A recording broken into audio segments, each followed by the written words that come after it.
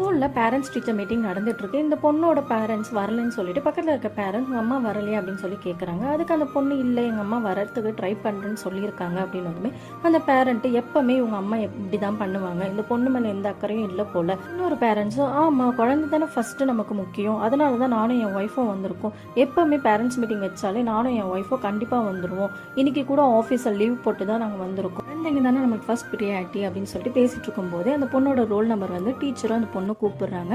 எப்படியும் இவங்க பேரண்ட்ஸ் லேட்டாக தான் வர போகிறாங்க, அதுக்கு நான் வரேன், நீ நெக்ஸ்ட் ரோல் நம்பர் நான் தானே அப்படின்னு சொல்கிறாங்க. இப்படி சொல்லும் போது அந்த பொண்ணோட பேரண்ட்ஸ் வந்துடுறாங்க. பார்த்தா அவங்க அம்மா வந்திருக்காங்க. அவங்க அம்மா ஒரு நேவி ஆஃபீஸர். ஸோ அதனால தான் அவங்களால வந்து ரெகுலராக வர முடியலருந்து லாஸ்ட் டைம் அவங்க அப்பா வந்திருக்காங்க. இதை டீச்சர் அவங்க அம்மாவை வெல்கம் பண்ணுறாங்க.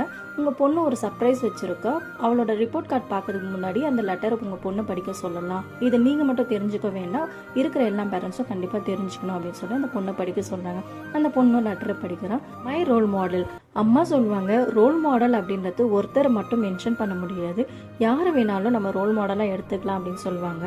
என்னை பொறுத்த வரைக்கும் எந்த உமன் வந்து அவங்களோட பெஸ்ட்டை ட்ரை பண்ணணும்னு நினைக்கிறாங்களோ அவங்க எல்லாருமே எனக்கு ரோல் மாடல் தான். அந்த இதில் ஃபர்ஸ்ட் என்னோட கிளாஸ் டீச்சர் தான். அவங்க எப்போவுமே இவங்க ஃபர்ஸ்ட்டு இவங்க லாஸ்ட்டுன்ட்டு எந்த ஸ்டூடெண்ட்டையும் டிஃப்ரெண்ட்டாக பார்க்க மாட்டாங்க. ரெண்டாவதாக என்னோட நானினா பேபி சிட்டர். அவங்க வந்து என்னோட அம்மா இல்லாத ப்ரெசண்ட்டை அவங்க எனக்கு தெரியாத மாதிரி என்னை நல்லா பார்த்துப்பாங்க. ஃபைனலாக என்னோட அம்மா தான்.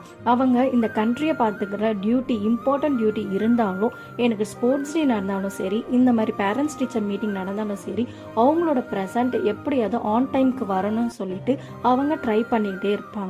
ஸோ அதனால் யாரெல்லாம் அவங்களோட பெஸ்ட்டு ட்ரை பண்ணுறாங்களோ அவங்க என்னோட ரோல் மாடல் அப்படின்னு சொல்கிறாங்க.